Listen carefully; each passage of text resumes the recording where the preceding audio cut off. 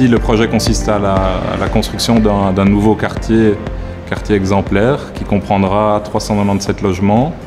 2 crèches pouvant accueillir chacune 80 enfants et 2 zones de commerce casco. Ici, nous nous trouvons dans un ancien bâtiment appartenant à Belgacom, qui va être rénové pour y accueillir des nouveaux appartements passifs et une crèche au rez-de-chaussée. Donc à terme, ici, on a déjà 397 logements qui vont profiter de cette chaufferie centralisée, donc avec après un réseau de chauffage urbain. Et il y a 2 nouveaux projets qui sont en phase de permis, projets de logement également, qui vont venir se repiquer sur notre réseau de chauffage urbain. Donc la volonté du client, c'est de faire appel à un tiers investisseur pour financer tout ce qui est la construction de panneaux photovoltaïques en toiture et également toute la chaufferie.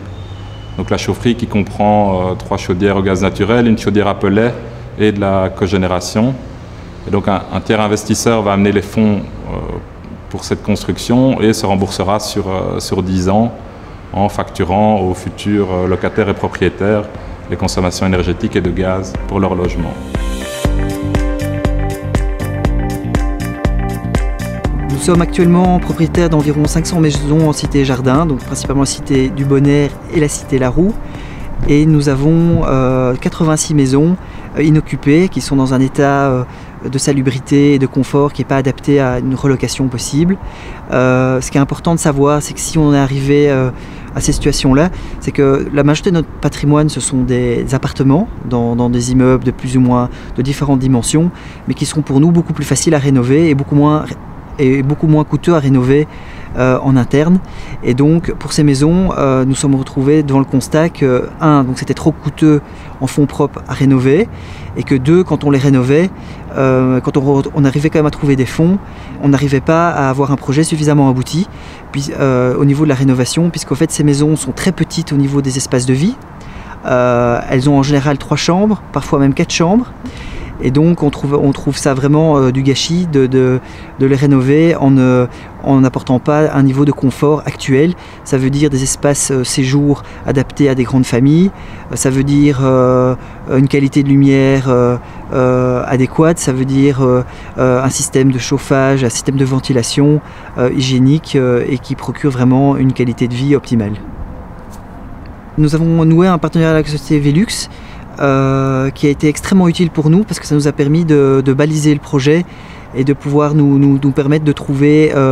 les solutions les plus adéquates pour nos projets de rénovation. Voilà, donc évidemment, nous, dans le cadre de notre projet, même si chaque maison est différente, nous allons avoir évidemment un avantage par rapport à un plus grand nombre, donc à une réplication de certains éléments. Principalement tout ce qui est technique, c'est certain qu'on va avoir des coûts beaucoup plus avantageux à développer, à adapter un système par exemple type D,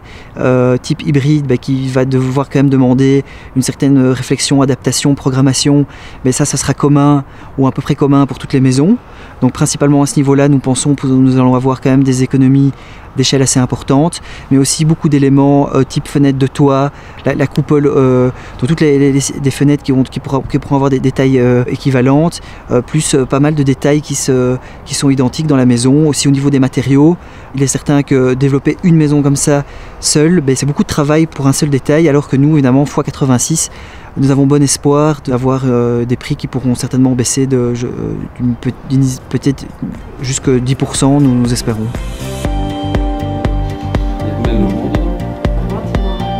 Les quelques particularités du projet sont l'utilisation de modèles 3D, donc la volonté de travailler en BIM, la volonté aussi d'utiliser des outils Lean pour maximiser la qualité du projet tout en diminuant les délais et le coût. On a travaillé en phase Bauteam aussi avec le client pour justement avoir le projet de meilleure qualité tout en restant dans l'enveloppe budgétaire. Pour moi, le BIM constitue clairement le futur de la construction et je pense que de plus en plus les projets vont travailler avec des outils 3D pour justement éviter les problèmes de coordination et nous permettre de travailler de manière plus efficace.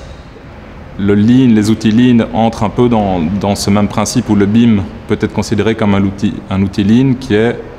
le fait de mieux communiquer avec le client, d'être dans un esprit de partage que ce soit avec le client mais aussi avec les différents intervenants. Et ça, je pense que c'est un des gros challenges pour la construction, c'est d'arriver vraiment à collaborer avec les sous-traitants, collaborer avec le client pour éviter que chacun tire la couverture de son côté, mais plutôt de voir la réussite globale du projet.